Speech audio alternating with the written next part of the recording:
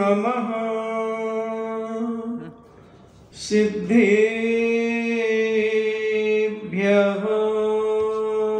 ॐ नमः सिद्धेभ्यः। इणमो अरिहन्ताणम्।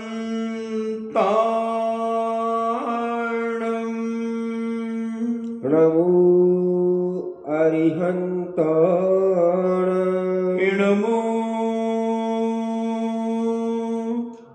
सिद्धाणम्।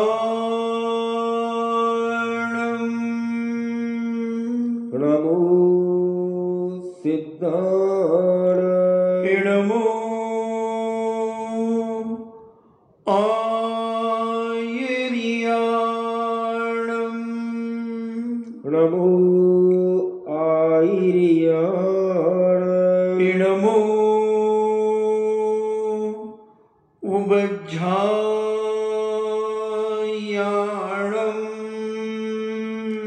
नमो उवज्झायाणम्। इणमो लोये सव्यसाभूणम्।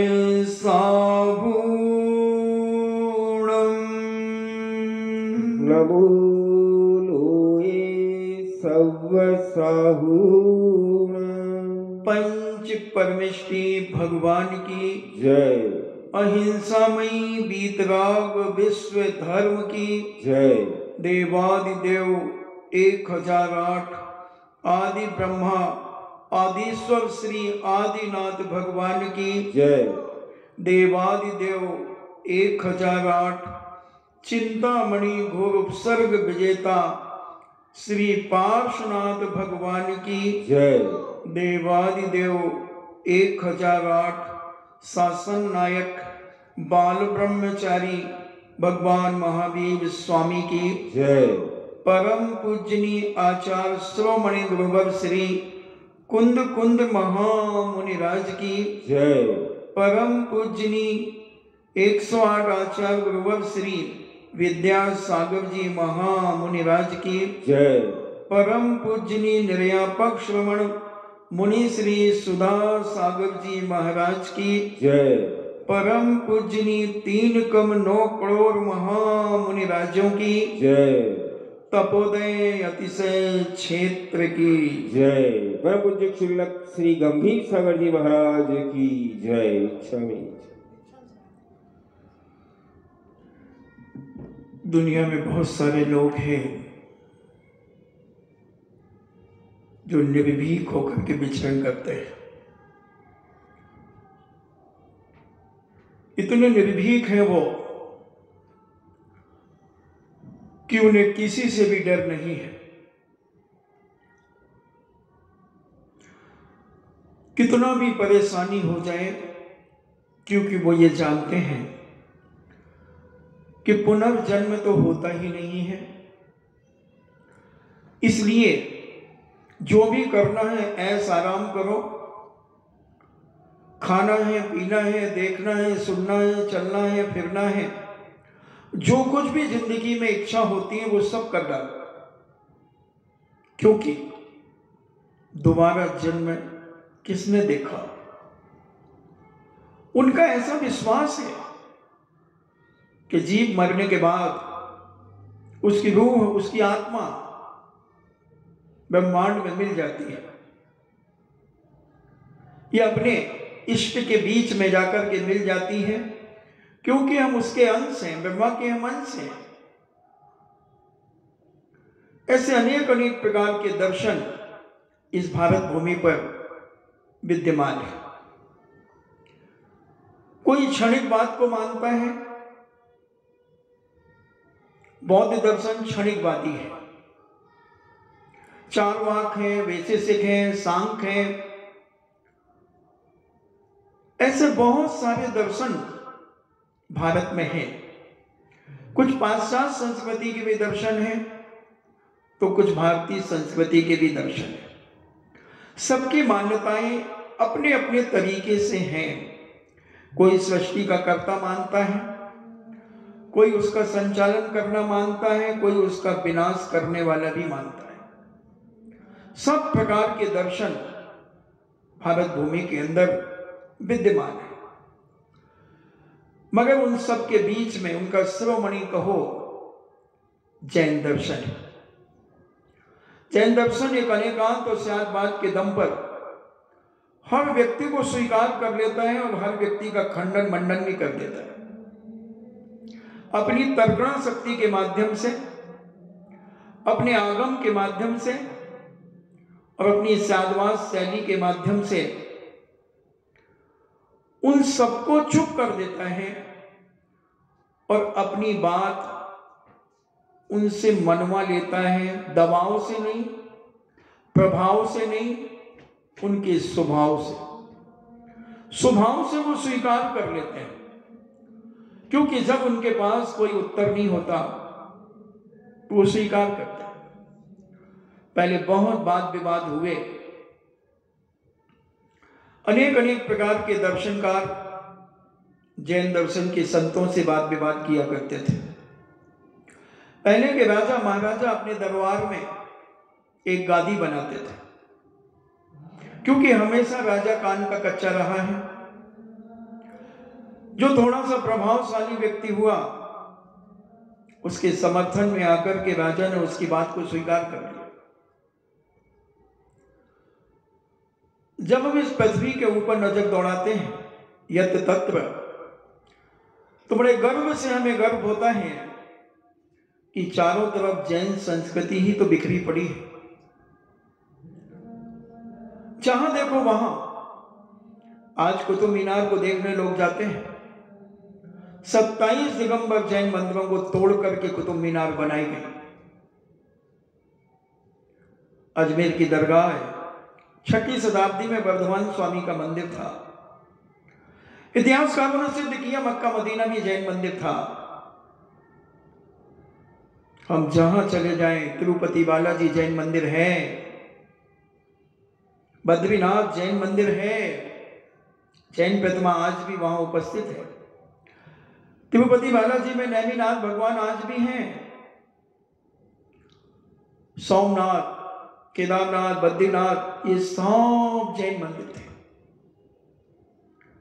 मगर ऐसी आदत आई सत्ताओं ने आकर के अपने अपने हिसाब से, क्योंकि हम जैन कर्म सिद्धांत को जानते हैं, हमने धर्म की आयतों को पढ़ा है, ऋचाओं को पढ़ा है, समझा है।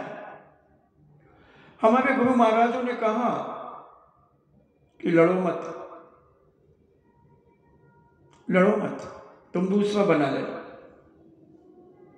अगर उन्होंने छीन लिया है तो छीनने दो, तुम दूसरा नया बना लेना। लड़ने से क्या फायदा। हमें बड़े प्रेम से मीठी गोली देकर के उन्होंने समझा दिया। आज जयपुर के अंदर, आमेर के अंदर ढेर सारे हमारे दिगंबर जैन मंदिर पर अन्य लोगों ने कब्जा कर लिया। लाखों तादादों में मंदिरों को लोगों ने कन्वर्ट कर दिया। किसी ने मंदिर बनाया, किसी ने मस्जिद बनाई, जिसकी जो मर्जी आई उन्होंने किया। हम भी जानते हैं, क्योंकि हमने कर्म सिद्धांत को पढ़ा है, हमने कर्म सिद्धांत को जाना है। हमारे गुरुओं ने हमें उपदेश दिए हैं, हमारे भगवानों ने हमें उपदेश दिए हैं।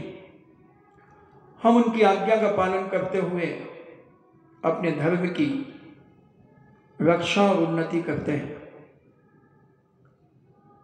क्योंकि भगवान सब अपने केवल ज्ञान में जानते थे आगे क्या होगा, क्या हो गया है और भी क्या हो रहा है। आप ये मत समझना कि भगवान के केवल ज्ञान में ये सब चीजें नहीं थी, सब था। भगवान की दृष्टि में, उनके ज्ञान में दुनिया की ऐसी कोई भी चीज नहीं है जो ना थी। तो क्या महाराज आपके भगवान मोबाइल बना के जानते थे? हाँ, जानते थे। कंप्यूटर भी जानते थे, एरोप्लेन भी जानते थे, हेलीकॉप्टर जानते थे। दुनिया में जितनी यंत्र की चीजें हैं वो सब जानते थे। यंत्र भी जानते थे, मंत्र भी जानते हैं, अभी भी जानते हैं। यंत्र मंत्र तंत्र सब जानते हैं। एक एक सुई की नोक के बराबर के स्थान को वो जानते हैं। दुनिया में जो हो गया है वो जानते हैं, जो हो रहा है वो जानते हैं, और जो होगा वो भी जानते हैं। सब बम बनाना भी जानते थे, तोप बनाना भी जानते थे, सब कुछ जानते थे। तो महाराज फिर बताया क्यों नहीं? अगर वो पहले बता देते कि तुम्हारे मंदिर लूटेंगे, तुम ऐसे सुरक्षा करना, क्यों नहीं बताया? उन्होंने मालूम था कि ऐसा होगा ही होगा, और मार काट और करोगे तो तुम जीत तो पाओगे नहीं। क्योंकि जिसने जन्म से खून देखा है, उसकी क्रूरता, उसकी खूंखारता, और जिसने जन्म से दूध देखा है, उसकी निर्मलता, उसकी पवित्रता, उसकी शालीनता में जमीन आसमान का अंतर है। तुम लड़ मरोगे और अपने जीवन को बर्बाद कर दोगे। और ऐसा कौन सा व्यक्ति है जो सब कुछ अपने बेटे बेटियों को बता देता है? मैं आपसे पूछना चाहता हूं कि आप कितनी चीजें जानते हैं? क्या आपने सब कुछ अपने बेटे बेटियों को बता दिया?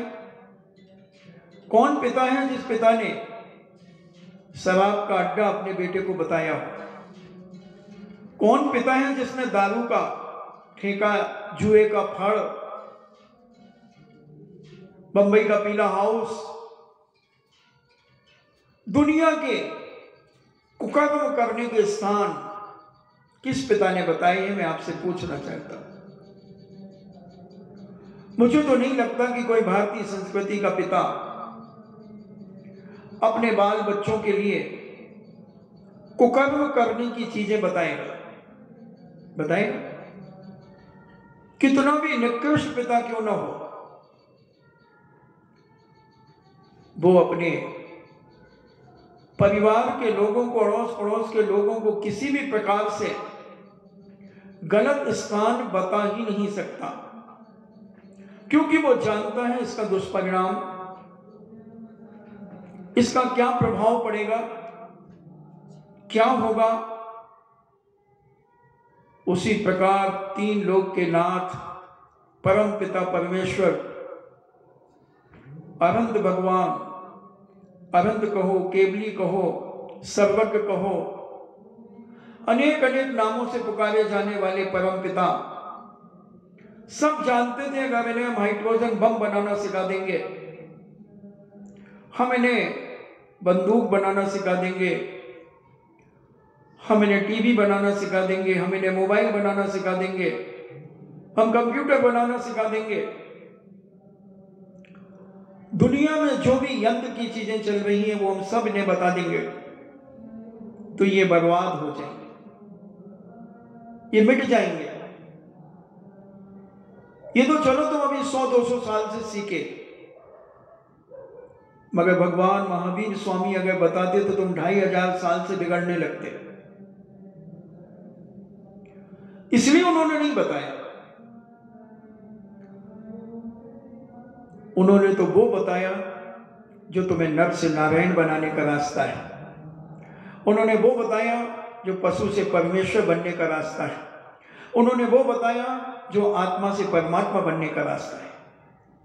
ये दुनिया के रास्ते उन्होंने नहीं बताए, क्योंकि वो जानते हैं ये तो आदमी अपने आप जानेगा। चोरी करना कभी किसी को सिखाया नहीं जाता, कोई स्कूल में चोरी का स्कूल नहीं है, कोई स्कूल नहीं है दुनिया में चोरी करने का कि चोरी कैसे की जाती है, मगर लोग चोरी करके जानते हैं। गाली बकने का कोई स्कूल नहीं है कि तुम्हें गालियां कैसी कैसी बकना है, मगर वो कहां से सीखता है, कौन सिखाता है उसे? प्रभु जानते थे कि इनके पाप के उदय आएंगे तो इनके मुख से अपशब्द निकलेंगे, ये गालियां बकेंगे, ये बुरे काम करेंगे। इनके जब पाप के उदय आएंगे, जब इनके तीव्र पाप कर्म का उदय आएगा, तब ये दुराचार की क्रियाएं करेंगे। इनको कोई नहीं रोक सकता। भगवान के पास सौदामिनी जैसी ताकत आया करती थी, उनके समूह में आती थी। उनके गर्भ कल्याणक, जन्म कल्याणक, दीक्षा कल्याणक, ज्ञान कल्याणक, मोक्ष कल्याणक में चारों निकाय के देवता वहां पर आए।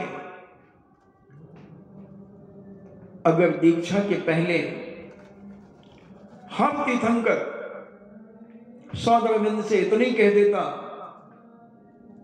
कि देखो ये मिथ्या आयतन जो बन रहे हैं इनको मिटा दो, एक इशारा करना था, एक इशारा।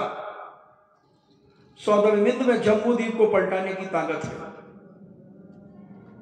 एक घोषणा करा था किसी देवता से या खुद कर देता, खबरदार, सावधान, होशियार,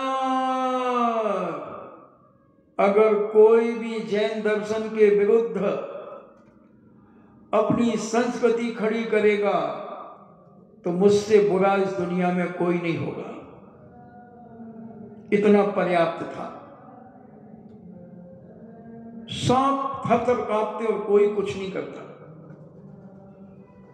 मगर प्रभु कर्म सिद्धांत के रहस्यों को जानते थे। प्रभु ने सब कुछ जाना है, तो वो जानते हैं कि ये सब करने से कुछ नहीं है।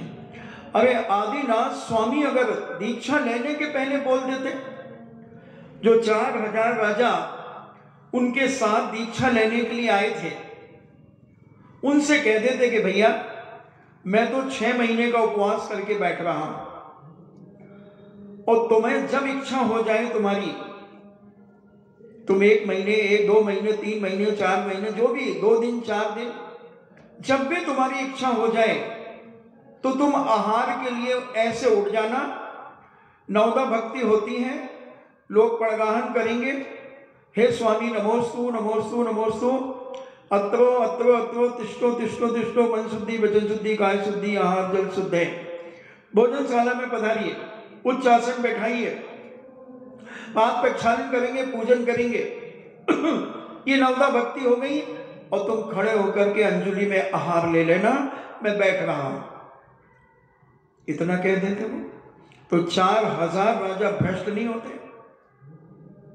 4000 मुनि बनकर के और पतित हो गए, पतित हो गए। कोई 2 महीने में गिर गया, कोई 1 महीने में गिर गया, कोई 4 महीने में गिर गया। बक्कल पहनने लगे, पेड़ों की छाल पहनने लगे, बड़े बड़े बाल रख लिए। कोई उस नग्न अवस्था में जब तालाबों का पानी, झरने का पानी पीने लगे, तब सौदामिनी ने कहा, ए खबरदार, ये मुनिचर्या नहीं है। तब उन्होंने भेष बदल लिया, अनेक अनेक रूप रख लिए, और अपनी अपनी झोपड़ियां बनाकर, कोई गंगा के किनारे, कोई किसी की जगह, कोई कहीं पर, कोई कहीं पर, अपने अपने मत की स्थापना करने लगे। अपन को लगता है कि भगवान कह देते तो उनका सगा पोता भी मारीच, वो भी सुधर जाता, वो भी सुधर जाता। भगवान सब जानते थे कि ये तो सब मेरी देखा सीखी बने, ये धर्म को जानते ही नहीं है, ये धर्म के स्वरूप को जानते नहीं, कुछ नहीं करते। ये तो मुझसे मोह के कारण मेरे पीछे पीछे आ गए, ये धर्म का कोई स्वरूप नहीं जानते। मैंने कपड़े उतारे तो इन्होंने कपड़े उतार दिए, मैंने केसुंज किए तो इन्होंने केसुंज कर दिए, मैंने मौन ले लिया तो इन्होंने मौन ले लिया। इन्होंने कोई बुद्धिपूर्वक कोई कार्य नहीं किया है, सब अबुद्धिपूर्वक किया है। इनको समझाना इन्हें भैंस के सामने बीन बजाने वाली स्थिति है, इसलिए वो कुछ नहीं बोले। वो सब जानते थे कि इनका क्या होना है, कैसे होना और कैसे सुधरेंगे, वो सब उन्हें ज्ञान में था। इसलिए उन्होंने कुछ नहीं कहा और स्वयं 6 महीने के लिए बैठ गए। और वो 4000 भ्रष्ट हो गए, पतित हो गए, उन्मार्गी हो गए, और मरीचि ने, जो साक्षात आदिनाथ भगवान का पोता था, भरत चक्रवर्ती का बेटा था, बाहुबली का भतीजा था, ब्राह्मणी सुंदरी का भतीजा था, और भी 99 चाचा थे, जो सब तद्भव मोक्षगामी थे, तद्भव मोक्षगामी थे। इतने बड़े कुल में जन्म लेने वाला, इक्ष्वाकु वंश में जन्म लेने वाला, तीर्थंकर के कुल में जन्म लेने वाला, और अपने दादा के विरोध में खड़ा हो गया। अपने दादा परम पिता परमेश्वर आदिनाथ स्वामी को ढोंगी कहने लगा और अपने आप की क्रियाओं को ठीक करने लगा, बड़े बड़े यज्ञ कराने लगा, साक्षात उसमें घोड़े डालने लगा, यज्ञ में हाथी डालने लगा, ऊंट डालने लगा, बकरे बकरियां डालने लगा, और कह रहा देखो ये स्वर्ग जा रहे हैं, दिखा रहे हैं लोगों को कि वो हाथी उसमें जल करके मरा, उसकी आकृति ऊपर जा रही है। इतनी तंत्र विद्या के माध्यम से उसने लोगों को इतना विपरीत मार्ग दिखा दिया, और ऐसे क्रियावादी अक्रियावादी 363 मतों की स्थापना कर डाली। 363 मत। भगवान चाहते तो 1 सेकंड नहीं लगता। शांतिनाथ चक्रवर्ती चाहते तो वो क्या 1 सेकंड नहीं लगता। चक्रवर्ती थे, 6 खंड के राजा थे, कुंतुनाथ थे, अरेनाथ थे, ये तो तीनों चक्रवर्ती, तीर्थंकर, कामदेव 3-3 पदों से विभूषित थे। एक भी मिथ्या अनायतन इस भारत भूमि पर नहीं होता। एक इशारा करना था, मगर वो तीर्थंकर होते हुए, चक्रवर्ती होते हुए सब जानते थे कर्म सिद्धांत को। उन्होंने कहा बेकार है, सब बेकार है। जो जैसा हो रहा है, मैं कौन होता हूं उसे बदलने वाला। जिस जीव का जैसा कर्म है वैसा पकेगा, और जैसा पकेगा वैसा फल देगा। मैं तो मात्र अपना कल्याण करूंगा। जो विवेकशील होंगे, जो समझदार होंगे, वो मेरे पीछे आ जाएंगे, और जब मुझे केवल ज्ञान प्राप्त होगा मैं उपदेश दूंगा। जिनकी होनहार अच्छी होगी, जिसमें योग्यता होगी, जो भव्य आत्माएं होंगी, वो दीक्षित हो जाएंगे। मैं किसी के पीछे डंडा लेकर के नहीं घूमूंगा। कोई मैं ग्वाला नहीं हूं, हाँकने वाला, कोई बदेरी वो नहीं हूं, बरेदी नहीं हूं मैं तो अपना कल्याण करूंगा, और मेरे रिफ्लेक्शन से, मेरी छाया से जिसका मन बदल जाए, जिसका स्वभाव विभाव से स्वभाव में आ जाए, वो चल पड़ेगा। तो कर्म सिद्धांत जानने वाले व्यक्ति को आज भी विकल्प नहीं होते, कोई तनाव नहीं होता उसके जीवन में, क्योंकि वो धर्म को समझता है, वो कर्म को समझता है कि कर्म को मेरे कर्म है, मैं स्वयं इन्हें बदल सकता हूं, मुझे स्वयं इन्हें भोगना पड़ेगा। मेरे कर्मों को कोई नहीं भोगेगा। मेरे पुण्य को तो बहुत सारे लोग भोग सकते हैं, मगर मेरे पाप को मुझे अकेले ही भोगना पड़ेगा। पुण्य के सब साथी हैं, पाप के कोई साथी नहीं बंधुओं, कोई साथी नहीं दुनिया के अंदर। मैंने तो प्रैक्टिकल करके भी देख लिया। मैंने बताया था जब 1994 में हम पदमपुरा में थे, जब वो 80-90 भूतों ने मुझे घेरा और 20-25 लोग बैठे थे मेरे पास। जैसे ही वो उछकने कूदने लगे, वो सारे के सारे खिसक गए, मैं अकेला बचा। उस समय मुझे 12 भावनाओं की वो लाइन याद आ गई, आप अकेला हो तरे मरे अकेला हो। ये कोई साथी नहीं है, ये सब सुख के साथी हैं। वो सारे अगले पगलों ने मुझे घेर लिया। और पौने 2 घंटे करीब उनके सब नाटक चले। एक भी झांकने नहीं आया कि महाराज जी तुम जीवित बचे हो, या उन्हें सबने मिलकर के तुम्हारा कचूमर निकाल दिया। एक भी नहीं आया। उस समय से और मैं दृढ़ता को प्राप्त हो गया कि जो कुछ भी है वो सब अपन को ही भोगना है, कोई कुछ नहीं कर सकता। बस थोड़ा थोड़ा हर व्यक्ति अपने जीवन में कर्म सिद्धांत को समझने का प्रयास करे, धर्म को समझने का प्रयास करें। हम बहुत सारे पापों से बच जाएंगे। हम जो अपने आप को कर्ता बुद्धि रखते हैं, मैंने ऐसा कर दिया, मैंने वो कर दिया, मैं वो करूंगा, तुम क्या करोगे? मैं तो बकरी करती है। या तो तुम बकरी की पर्याय से आए हो, या मरकर के बकरी बनोगे। कुछ नहीं कर रहे हो, तुम अपने कर्तव्य कर रहे हो, कुछ नहीं कर रहे हो। सोचना भी मत कि मैं कुछ कर रहा हूं। यही भावना भाव कि हे भगवान मैं तो अपने कर्तव्य का पालन कर रहा हूं, मेरा कर्तव्य है, मेरी जिम्मेदारी है, उस जिम्मेदारी को मैं निभा रहा हूं। मैं कुछ नहीं कर रहा हूं, मैं निभा रहा हूं।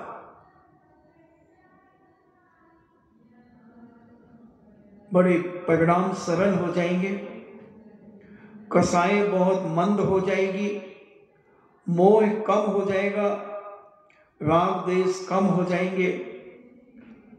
अपना कर्तव्य करो, बस अधिकार मत लो, अपना अधिकार मत दिखाओ किसी के ऊपर।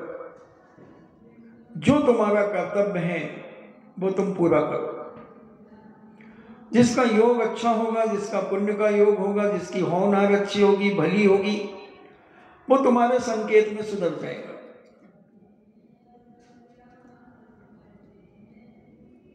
एक व्यक्ति था,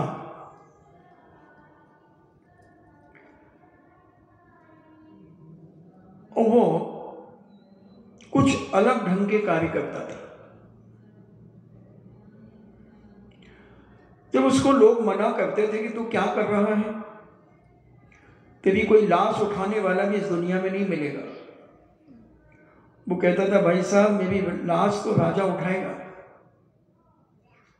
मैं मरूंगा तो मेरी जनाजा राजा उठाएगा, और मैं बड़े शाही ठाट बाट से मेरी अर्थी जाएगी।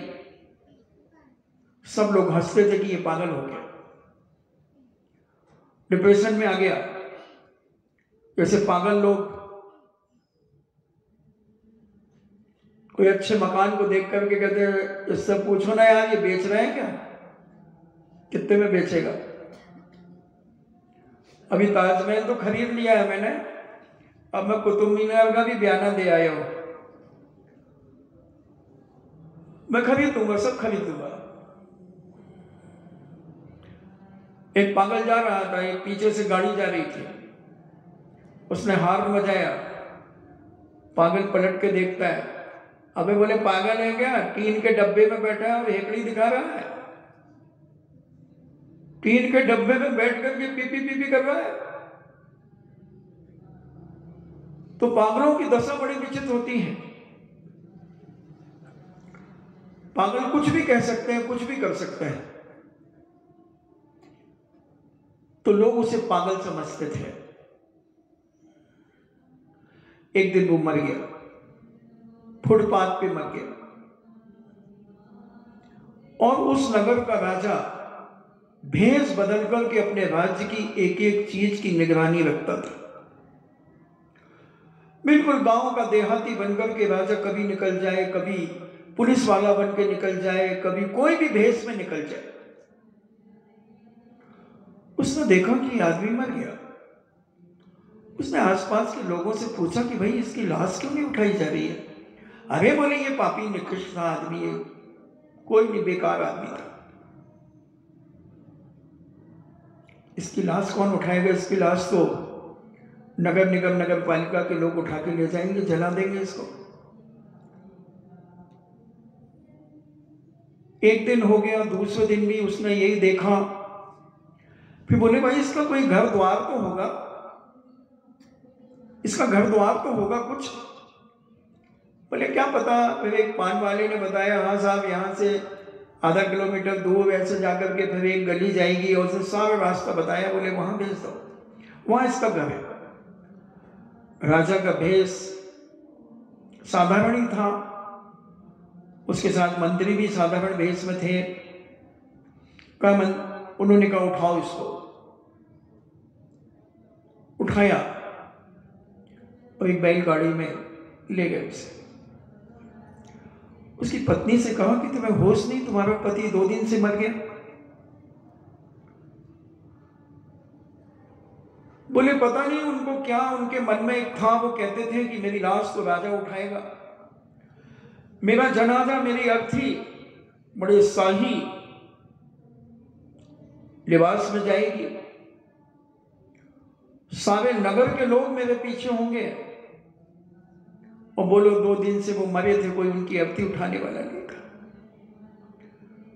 तो उनकी पत्नी से पूछा कि वो करते क्या थे। बोले वो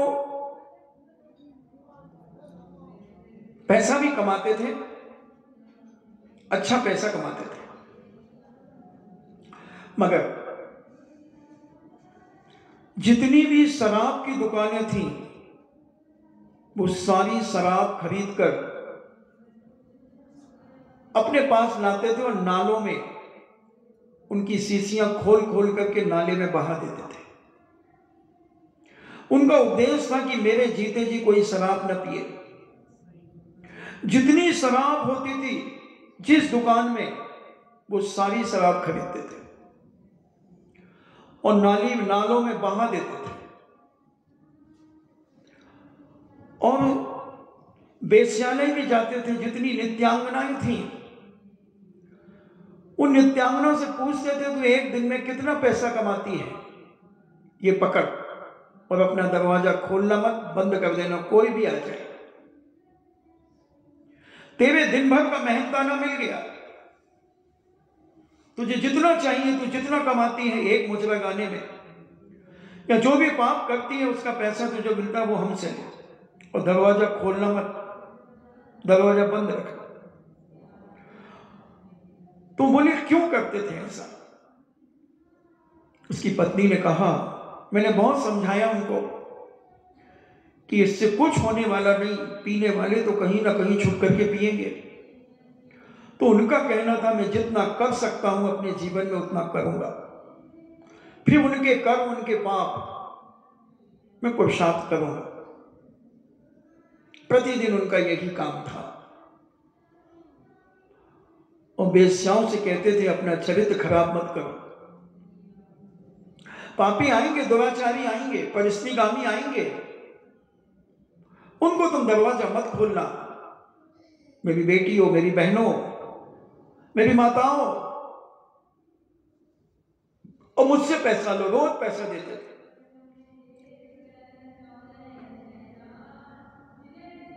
और हम सब कहते थे कि देखो ये क्या करोगे इससे। राजा ने कहा अच्छा, हमारे नगर का एक इतना सुधारवादी व्यक्ति, इतना विवेकशील व्यक्ति, इतना धर्मात्मा व्यक्ति, चारित्र संपन्न व्यक्ति, व्यसन मुक्ति कराने वाला व्यक्ति, ओहो। और राजा ने अपने राज दरबार में खबर भेजी, बड़ा शाही दरबार, वहां से अर्थी आई, बैंड आए, ढोल मजीने आए, और बड़े बड़े सेठ साहूकार आए, और उसकी अर्थी को निकाला गया। सब लोग देख करके आश्चर्यचकित हो गए कि जिसकी लाश 2 दिन से पड़ी थी, जीते जी उसका पुण्य नहीं था, जीते जी उसे कोई एक गिलास पानी देने वाला नहीं था, उसकी बुराइयां करने वाले लोग थे, उसे धुतकारने वाले लोग थे। मगर मरने के बाद उसका क्या पुण्य जागा, इतना पुण्य कि राजा अपना कंधा लगा रहा है उसकी अवधि पर।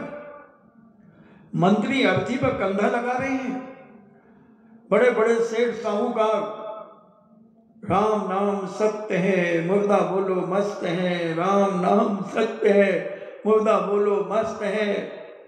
बड़े बड़े सेठ साहूकार कह रहे हैं, पब्लिक चल रही है, बड़े बड़े लोग चल रहे हैं। उसकी पत्नी ने यह दृश्य देखा तो कहती है कि जो इन्होंने कहा था वही हो रहा है। जो लोग उसे भिखारी, लुच्चे, लफंगे की उपाधियां देते थे, वो भी उसकी अर्थी में जा रहे थे। पुण्य जागृत हो गया। किस समय कौन से जीव का कौन सा पुण्य, मरने के बाद भी ख्याति, जीते जी ख्याति नहीं मिली। हमारे ज्ञान सागर जी महाराज की भी ख्याति नहीं थी। तुम लोग तो ज्यादा बैठे हो मेरे प्रवचन में, मगर ज्ञान सागर जी महाराज के प्रवचन में इतने लोग भी नहीं बैठते थे। ये तो तुम लॉकडाउन की वजह से इतने बैठे हो। और जब उनके समाधि के बाद जो उनकी ख्याति हुई, उनके ऊपर 40-50 लोगों ने पीएचडी की।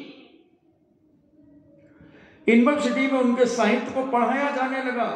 जयोदय महाकाव्य यूनिवर्सिटी में पहले बहत्त्रही के नाम से जाने जाते थे 3 साहित्य के ग्रंथ। जब 1995 में किशनगढ़ में जयोदय महाकाव्य के ऊपर जब गोष्ठी हुई, तब मंडन मिश्र जैसे कुलपति, गौतम ऋषि अहमदाबाद के बड़े बड़े चोटी के विद्वान, अन्य दर्शनकार, 7500 विद्वान उस समय आए थे, जिसमें 60-70 विद्वान अन्य दर्शनकार थे। सबने कहा कि इतना बड़ा साहित्यकार कहां छुपा रहा, कहां है वो पंडित भूरामल, हम उन्हें अपनी आंखों की पलकों पर बिछाकर चलाएंगे, अपनी पलकें बिछाएंगे, उन्हें चलाएंगे। इतना बड़ा साहित्यकार जो बांग, हर्ष जैसे साहित्यकारों की, महाकवियों की टक्कर से, जिसने जयोदय महाकाव्य लिखा, वीरोदय काव्य लिखा, सुदर्शनोदय महाकाव्य लिखा, भद्रोदय महाकाव्य लिखा, कहां है वो? महाराज ने कहा, अब याद आ रही है तुम लोगों को? उस समय तो तुम्हारी कसायों की बंदूकें भरी थी, उस समय तुम्हें जातिवाद का अहंकार था, तुम सब भूले थे उस समय अपने आप की मद में। तुम्हारे पूर्वज विद्वान अपने मद में भूले थे, जातिवाद की कसाएं तुम्हारे अंदर हिलोरें ले रही थी। तब उनकी कई विद्वानों की आंखों में आंसू भी आए। तो बंधुओं, किसी का पुण्य मरने के बाद आता है और किसी का पुण्य जीते जी भी खत्म हो जाता है। इसलिए ये पुण्य पाप का खेल है, ये दुनिया, ये रंगमंच है, एक पुण्य पाप का एक ड्रामा।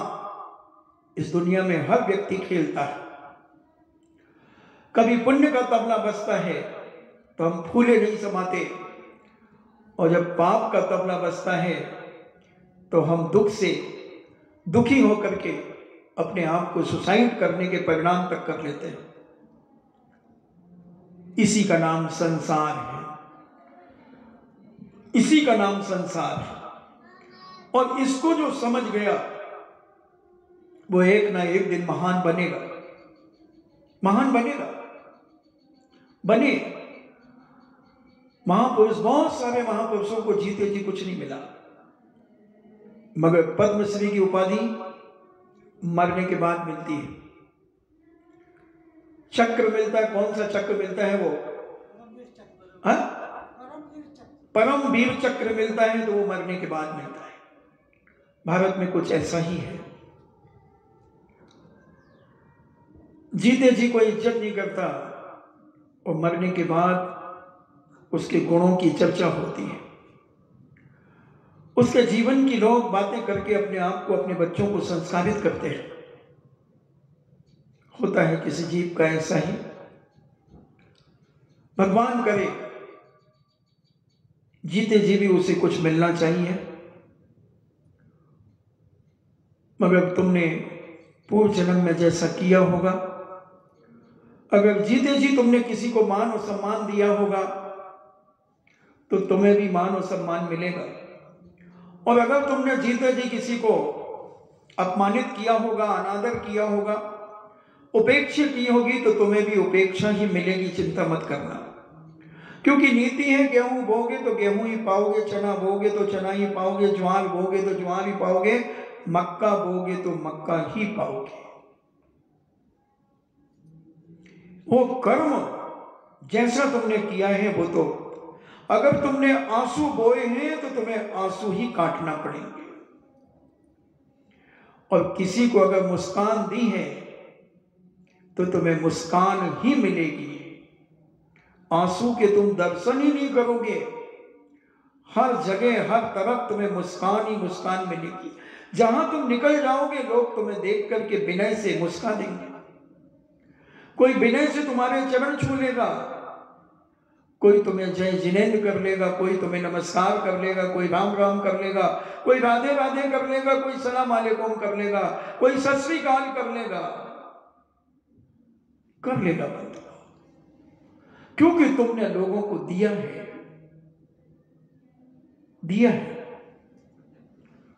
तुमने कर्म सिद्धांत को समझा है। और जो व्यक्ति इस धर्म के रहस्यों को समझ जाता है उसे दुनिया में किसी भी स्थान पे रहे उसे कोई डरने की बात नहीं होती। नीति है सच्चा नहीं डरता जमाने से। मेरा तो सिद्धांत है कि कभी किसी का बुरा करो मत, सोचो भी नहीं किसी का बुरा, तो तुम्हारा भी कोई बुरा नहीं सोचेगा। और जो सोचेगा वो पूर्व जन्म का किया हुआ का बदला तो लेगा, वो वापिस तो लेगा अपनी बात।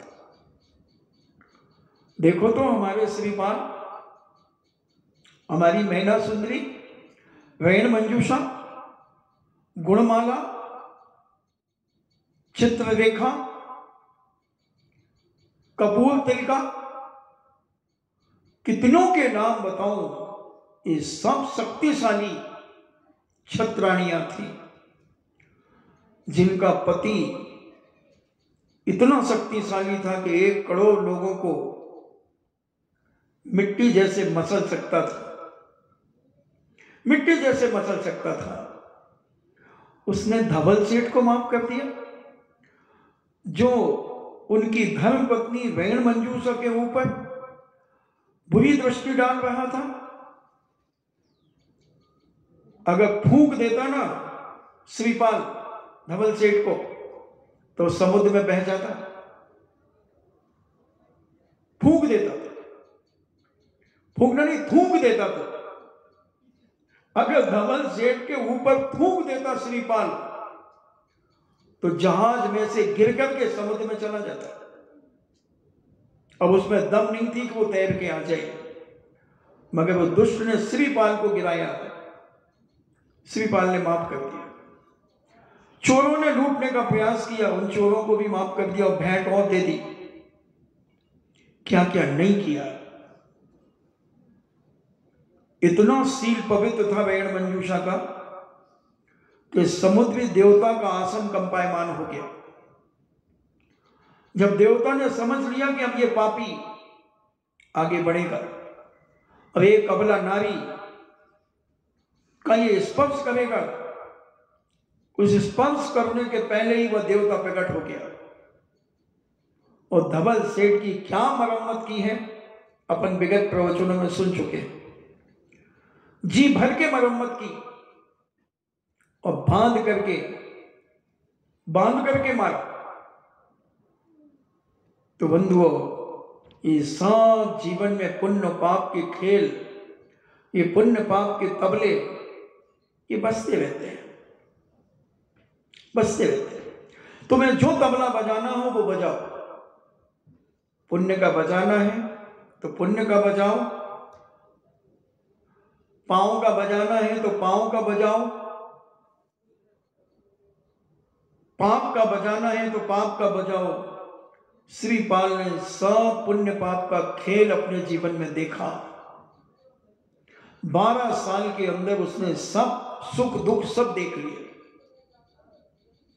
जी भर के देखे, और वह अब अपनी चंपापुर नगरी के पास आ गया है। कल रात को डेरा डाल दिया गया था, चारों तरफ से चंपापुर नगरी को घेर लिया गया था, और वह क्योंकि उज्जैन में रहते भी उसे काफी समय हो गया था, तो अपने ससुर से आज्ञा लेकर वह चल पड़ा था और चंपापुरी के चारों तरफ उसने अपना शिविर डालकर सब लोगों को ठहरा दिया। इस विशालकाय सेना को देखकर सारे नगरवासी भयभीत हो गए, क्योंकि लोगों को यह विश्वास हो गया था कि श्रीपाल तो इतना कोढ़ी था, वो मर गया होगा, कोढ़ से सड़ के गल के मर गया होगा, और उनके साथ के सारे लोग मर गए होंगे, जला दिया होगा किसी ने, जीवन खत्म हो गया होगा। क्योंकि बीमारी के बाद श्रीपाल और सर्वांग सुंदर हो गए थे और सारे भयभीत हो गए और आपस में विचार विमर्श करने लगे कि यह शक्तिशाली राजा अपने नगर में कहां से आ गया, इसका अभिप्राय क्या है, उद्देश्य क्या है इसका, जो चारों तरफ से नगर को इसने घेर लिया है। श्रीपाल के मन में रंच मादवी विचार उत्पन्न नहीं था कि मैं इस राज्य को लूटूं या इस राज्य के ऊपर कब्जा करूं। वे अपनी बिछड़ी हुई प्रजा से मिलने के लिए व्याकुल हो रहे थे कि 12 साल पहले मैंने जो अपनी प्रजा को छोड़ा था, वो प्यारे नन्हे मुन्ने बच्चे आज बड़े हो गए होंगे, जो बालक थे वो आज पालक हो गए होंगे, और उन पालकों के भी बालक हो गए होंगे। उन सबको मैं देखना चाहता हूं। बड़ा अधीर हो रहा था, अपनी प्रजा से वात्सल्य प्रकट करने के लिए अधीर होना उसका स्वाभाविक था, क्योंकि जिस समय उसने नगर छोड़ा था तब एक एक व्यक्ति की आंखों में आंसू थे। उसने प्रजा के कल्याण के लिए, प्रजा को बीमारी से बचाने के लिए उसने अपना नगर राज्य छोड़ा था। राजा था, अहंकार में आ जाता, जिसको जाना है जाओ, मैं तो नहीं जाऊंगा, मैं राजा हूं यहां का। मगर प्रजा की इतनी चिंता की, इतनी चिंता की, नगर के अंदर जाने का जब उसने निश्चय किया, उसके मंत्रियों ने कहा, स्वामी नगर में जाना अभी उचित नहीं है, सबसे पहले आप अपने दूत के द्वारा वहां के राजा को संदेश भेजो। उन्होंने कहा, राजा, मेरा ही चाचा तो राजा है, मेरा ही काका है, मैंने अपने काका को ही तो राजगद्दी दी थी, वीर दमन उनका नाम है, संदेश भेजने की क्या आवश्यकता है। मंत्रियों ने कहा, नहीं, धन पाकर, पद पाकर कौन भतीजा और कौन चाचा। हर्षद मेहता के ऊपर जब छापा पड़ा तो उसका जो सगा चाचा था वो भी था। जब उससे पूछा, तुम कौन, उसके चाचा, अरे बोलो, कौन सा चाचा, कोई चाचा नहीं हूं मैं। अरे बोले, हर्षद में, नहीं नहीं, सारे लोग चाचा तो किसी को भी कहते हैं, ऐसे ही मुझे कहते थे, बाकी मैं कोई चाचा नहीं हूं उनका, मुझे कोई पता नहीं उनके बारे में, मैं हर्षद मेहता को जानता भी नहीं हूं। कौन कह रहा है? सगा चाचा। इसलिए मंत्रियों ने सलाह दी कि सबसे पहले दूत के द्वारा संदेश भेजा जाए। यदि राजा वीर दमन सहज भाव से मिलने के लिए आते हैं तो ठीक है, पर यदि वे आपको राज्य वापस सौंपने में अनिच्छा प्रकट करते हैं तो बाध्य होकर हमें उनसे युद्ध करना होगा। राज्य पाकर मोह का हो जाना असंभव नहीं है, संभव है। अपने हाथ में आई हुई वस्तु को कोई सहज में दूसरे को देने में आनाकानी तो करता ही है। दूध भेजने से यह पता चल जाएगा कि उनके मन के भाव कैसे हैं। कई बार अपन सोचते हैं अपने घर के लोग हैं, इनको शादी में बुलाने का बुला हुआ क्या देना, इनको कार्ड आदि क्या देना, ये तो घर के हैं। मगर उसी समय मान नागिन जैसे फुसकारता है। जब अपन नहीं बुला पाते, अब अपन सोचते ये तो अपने घर के हैं, इनको क्या कहना, है तो आ ही जाएंगे, आ जाना, ये भी नहीं कह पाए हम तो। और बिल्कुल शादी का कार्यक्रम शुरू हो गया, मगर बड़े घर से कोई आए, छोटे घर से कोई आया ही नहीं, और भी कोई नहीं आया। अरे वो लोग नहीं आए तो उनको बोला था क्या? घर के आदमी को बोलना पड़ता है क्या? कैसी बातें करते हो, बोलना तो चाहिए था। अरे वाह, हम तो उन्हें अपना मानते हैं, सब कुछ उनसे ही पूछ के किया है, तारीख भी उनसे पूछ के निकलवाई है, जनवासा भी उनसे ही पूछ के किया है, घोड़ा हाथी बैंड टेंट सब उन्हीं ने कराया, अब उन्हें बुलाने की क्या जरूरत थी? अगर वो अपना नहीं मानते तो हम तो उन्हें बतासे रखते, कपड़े रखते, सब ले जा करके और भेंट चढ़ाते कि चलो देवता जी, हमें क्या मालूम कि एम टाइम पे देवता अपना रूप प्रकट करेंगे। अलग निरंजन, आगे डब्बा पीछे इंजन,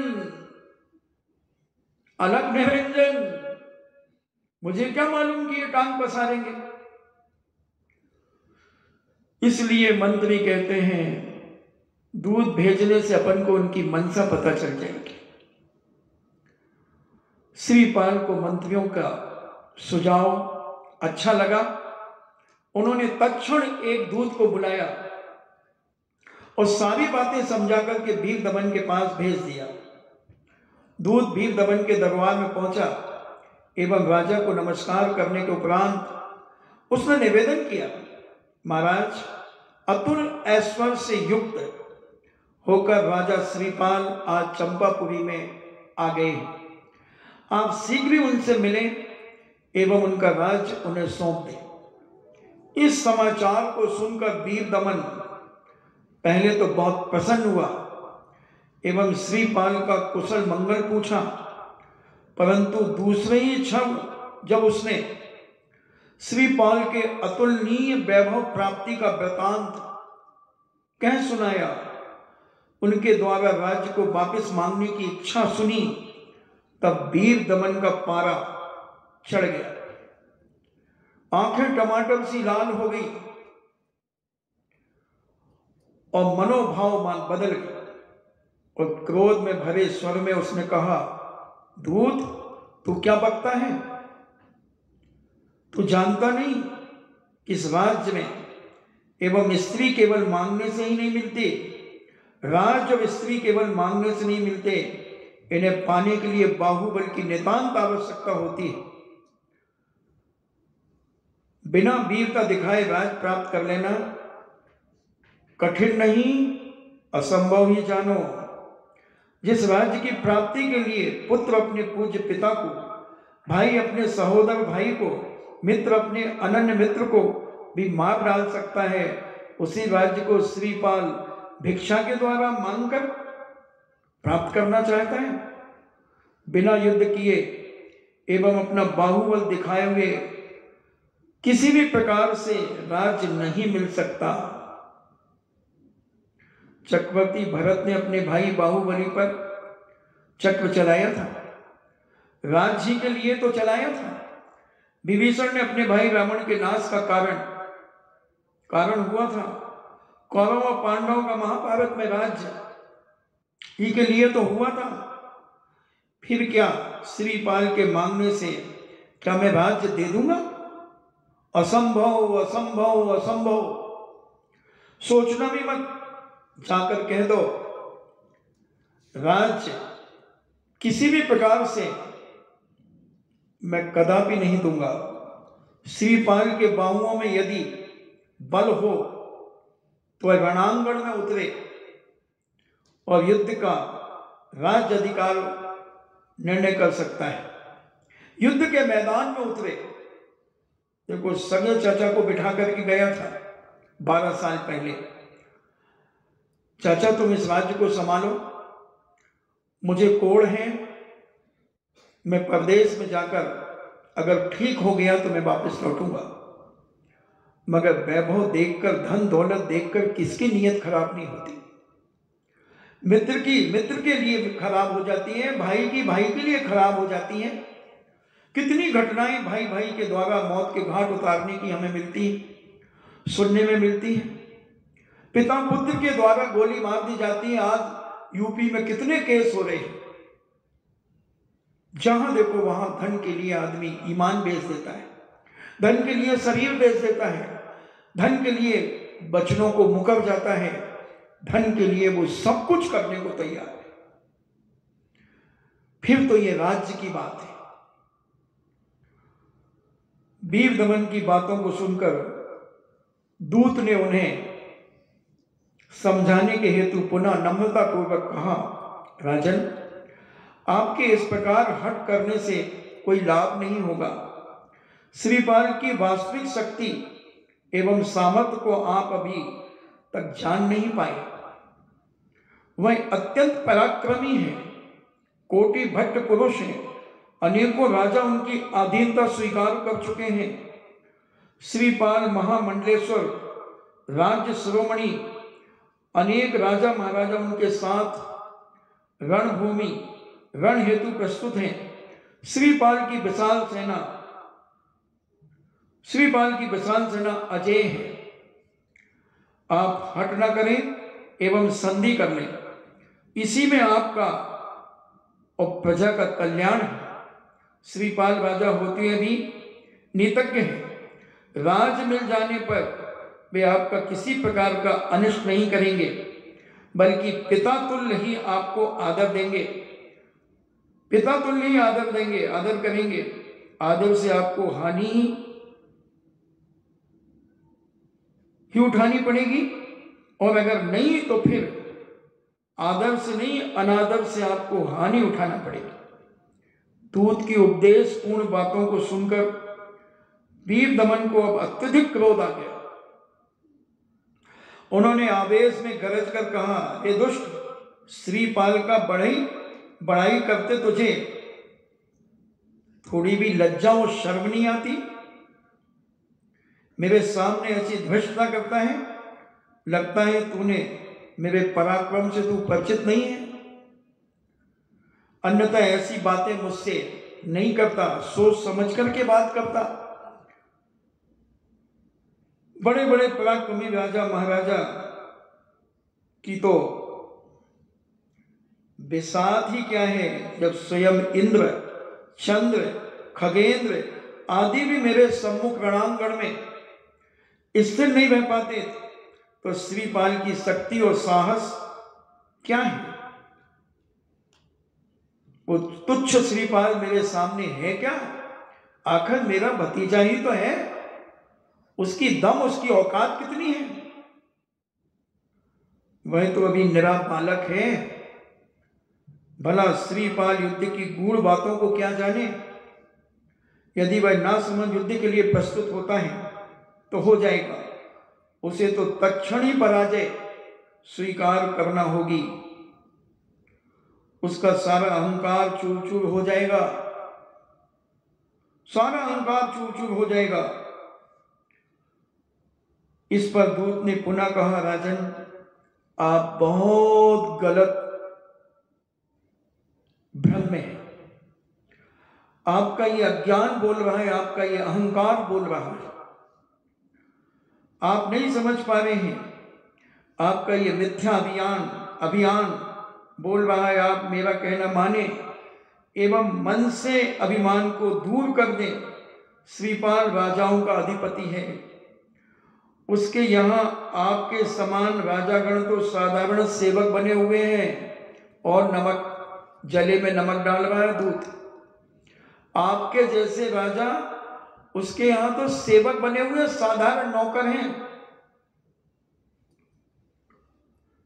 पृथ्वी तल के प्राय सभी बड़े बड़े राजाओं ने श्रीपाल की अधीनता स्वीकार कर ली है। उनकी सेवा करने में उन्होंने अपना अहोभाग्य माना है। फिर आपकी जो गणना ही क्या है, संसार में एक बड़े बड़े राजा हैं किंतु एक श्रीपाल के सामने सब तुच्छ है। हजारों जंगली पशु जैसे एक हाथी को देखते ही या उसकी गर्जना मात्र सुनते ही थरथर कांपने लगते हैं, वैसे हजारों हाथी भी एक सिंह की गर्जन सुनते ही भाग खड़े होते हैं। एक गरुड़ के सामने भला हजारों सांप भी क्या ठहर सकते हैं, वो सारे के सारे चले जाते हैं। इस प्रकार श्रीपाल का सामना यदि आपके समान सहस्रों राजा भी संगठित होकर एकत्रित होकर आ जाएं तो श्रीपाल का बाल बांका नहीं कर पाएंगे, श्रीपाल का कुछ भी नहीं बिगाड़ पाएंगे। उस पराक्रमी के एक ही प्रचंड प्रहार से तुम्हारा सारा घमंड चूर चूर हो जाएगा। चाहे तो वह सबको एक ही प्रहार में धराशायी कर सकता है। कहने का मतलब है कि तुम्हारी सारी सेना को अकेला श्रीपाल तहस नहस कर सकता है, तहस नहस कर सकता है। उसमें अनेक शक्ति विद्यमान है। दूत की गर्भोक्ति को सुनकर वीर दमन का तन में ज्वाला की एक लहर ही दौड़ने लगी। क्रोधांत हो गया वो, क्रोध में अंधा होकर, और उसने कहा, अरे बाचाल, बकवास बंद कर, तू शीघ्र ही मेरे सामने से दूर चला जा। यदि तू दूत बनकर नहीं आया होता तो मैं अवश्य तेरे प्राण दंड के द्वारा प्राण ले लेता, परंतु क्या किया जाए, तू वक्त का मारा और तेरे मारने से मेरा अपमान ही होगा। इसलिए राजनीति कहती है कि दूत के विरुद्ध कभी कोई शस्त्र नहीं चलाना चाहिए, उसे मारना नहीं चाहिए, क्योंकि वो तो नौकर है, वो तो अपने राजा की तारीफ करेगा ही करेगा। अब ये राजा में विवेक और समझदारी होना चाहिए। तो वीर दमन कहता है कि तू जैसा आया है वैसा ही वापस चला जा, परंतु क्या किया जाए विवश श्रीपाल की तो भूरी भूरी प्रशंसा करता है। क्या मैं उसे नहीं जानता? अरे वही तो है छोकरा जिसको कोढ़ हुआ था, वो कोढ़ी राजा बनकर के आया है। उस कोढ़ी की इतनी हिम्मत हो गई कि वो मुझसे लड़ने के लिए आया है। मैंने उसे गोद में खिलाया है, उंगली पकड़ करके घुमाया है। कोढ़ हो जाने के बाद ही वह राज्य छोड़ करके भागा। क्या वही तो तुम्हारा श्रीपाल है ना?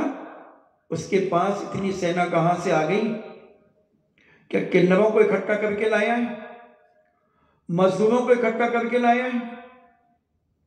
बोल क्या है? उसकी ताकत मैं जानता हूं। एक चांटा अगर मैं उसे मार दूं तो उसे लघु शंका हो जाएगी, और तू इसकी तारीफ कर रहा है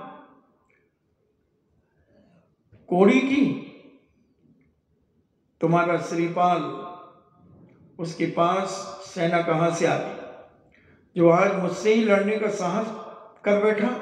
जा जा, रहने दे छोटे मोह, बड़ी बातें मत कर। मैं तेरे श्रीपाल के बल पराक्रम को अच्छी तरह जानता हूं। क्यों अपने को हे प्रमाणित करने पर तुला हुआ है? इस बार दूत ने कुछ कठोरता के साथ कहा, देखिए मैं आपसे बारंबार निवेदन कर रहा हूं, बारंबार आपसे निवेदन कर रहा हूं, चेतावनी दे रहा हूं कि अपने व्यर्थ के मिथ्याभिमान को छोड़ दो, किंतु आप हैं कि मानते ही नहीं।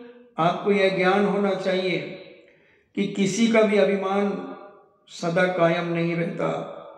अभिमान के कारण चक्रवर्ती होने पर भी भरत को बाहुबली से हाथों अपमानित होना पड़ा था।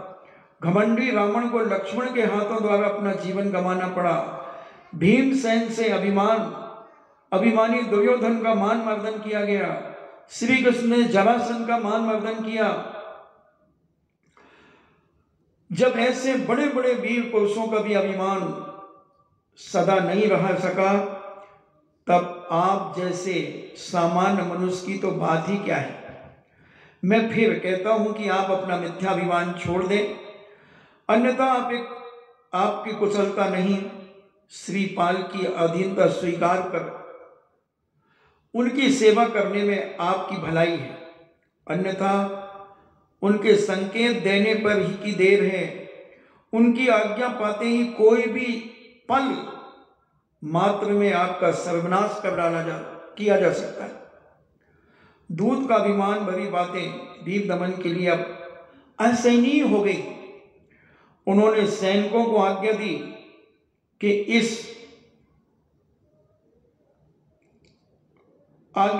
तुम इस नौकर को इसकी खाल खिंचवा दो, इसकी चमड़ी उधेड़ दो और नमक और मिर्ची का पानी का छिड़काव उसके ऊपर कर दो और इसके अंदर भूसा भर दो। यह बिल्कुल डरता ही नहीं, मेरे सामने ही बार बार मेरी निंदा और अपमान कर रहा है। वीर दमन अपने अहंकार में इतना फूला हुआ है कि वह सामने वाले को कुछ समझ ही नहीं रहा। वो जान ही नहीं रहा कि सामने वाला भी कोई है। और पूरे नगर में, पूरे राज्य में खलबली मच गई है। चारों तरफ से चंपापुरी नगरी घिर गई है। मगर अभिमानी व्यक्ति थोड़ा देर से उतरता है अहंकार के शिखर से। चढ़ तो जाता है, चढ़ने में ज्यादा दिक्कत नहीं होती, मगर उतरने में आदमी को परेशानी होती है। और दूत ने कहा कि राजन, आपसे पुनः निवेदन है, महाराज, दूत पर क्रोध कर उसे दंड देना अनुचित है। ऐसा राजा से मंत्रियों ने कहा। दूत अबद्ध होता है, दूत को कोई मार नहीं सकता। इसका तो कार्य ही ऐसा है। स्वामी की बातों का औचित्य सिद्ध करने के लिए इन्हें कठोर से कठोर वचनों का प्रयोग करना पड़ता है। इसलिए ये किसी भी राज दरबार में दंड नहीं पाते। आपको इनके साहस की सराहना करना चाहिए। शत्रुओं के व्यू में प्रवेश करके भी एकदम निडर है। अपने स्वामी की बातों के समर्थन में किसी भी प्रकार से संकुचित नहीं हो रहा है और सारी युक्तिपूर्ण बातें कह रहा है। इसमें अपूर्व आत्मबल एवं आत्मविश्वास है। जहां इसका कोई भी सहायक नहीं होना, इसका कोई भी सहायक नहीं है यहां पर, फिर भी ये पराचक्री की निंदा कर रहा है, इन्हें दूसरे राजा की निंदा कर रहा है, अपने स्वामी की कीर्ति पताका फहराने का भरपूर प्रयास कर रहा है। इसके हृदय में अपने स्वामी की भलाई का ध्यान कूट कूट करके भरा है। दूतों की निर्भीकता की प्रशंसा की जाती है तथा उन्हें उचित पुरस्कार दिया जाता है। राजन, आपके लिए उचित है कि इस दूत को आप उचित पुरस्कार दें, अपना प्रति संदेश भेजें, यश के भागी बने। दूत को दंड देने से आपका अपयश होगा, आपकी निंदा होगी, और इसे सम्मान से अगर आप भेजेंगे तो इसे अपने बल पर जो गर्व है वो कम होगा दूसरों की प्रशंसा या अप्रसन्नता का ध्यान इसे कभी नहीं रहता दूत को। इसे तो जो कहना है निर्भीक होकर के कह डालता है। वीर दमन पर मंत्रियों के बात का उचित प्रभाव पड़ा। उसने अपना निर्णय बदल दिया तथा मंत्रियों से कहा कि दूत को जो पुरस्कार तुम लोगों को उचित लगे वो इसे पुरस्कार दो और उसका सम्मान करो। श्रीपाल के पास अपना प्रति संदेश भेज दिया। संदेश में लिखा था, युद्ध में जिसकी विजय होगी वही राज्य का अधिकारी होगा चंपापुरी नगरी का। राजा को नमस्कार कर दूत अपने शिविर की ओर लौट गया। श्रीपाल को वीर दमन का उत्तर पढ़ने को दे दिया और कहा कि राजन, वीर दमन राजा ने ये पत्र लिख करके भेजा है कि युद्ध के मैदान में जिसकी विजय होगी वही चंपापुर नगरी का राजा होगा। उस पत्र को पढ़कर श्रीपाल आंख बंद करके बैठ गए। मंत्रियों ने जब देखा कि श्रीपाल आंख बंद करके शांति से बैठ गए हैं और वो पंच परमेश्वरी का स्मरण करने लगे, सिद्ध चक्र मंडल विधान का स्मरण करने लगे, जिनेन्द्र भगवान की शरण को प्राप्त की भावना से बैठ गए और श्रीपाल बैठे हैं। आपका समय उठने का हो गया। श्रीपाल को अभी बैठे रहने दो, क्योंकि जब कोई गहन बात होती है तो उसके लिए घंटों बैठना पड़ता है, घंटों चिंतन करना पड़ता है, मनन करना पड़ता है। और श्रीपाल ने सोचा भी नहीं था कि मेरा सगा काका युद्ध के मैदान में मुझे ललकारेगा इस राज्य के कारण। और वो प्रभु की शरण में चले गए। आपका भी समय हो गया। इन्हीं मंगल भावना के साथ सबकी आत्मा परमात्मा बने। जिन वाणी स्तुति। जिन वाणी के ज्ञान से सूझे लोकालोक, सो वाणी मस्तके धरो सदा देती हूँ धूप। हे जिन वाणी भारती तो है जपो दिन रे, जो तेरो शरणा गहे सो पापे सुख चैन। देव भजो अरिहंत को गुरु सेवा निर्ग्रंथ, दया धर्म पालो सदा यही मोक्ष का पंथ। 9 बार नमोकार।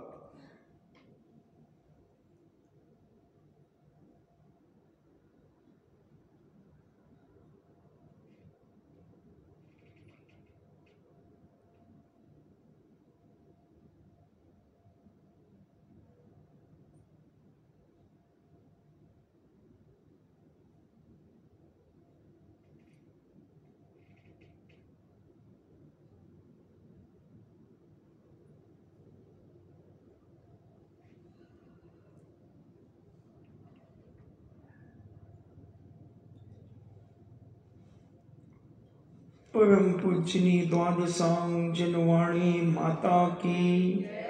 सुत देवता सुत देवता सुत देवता।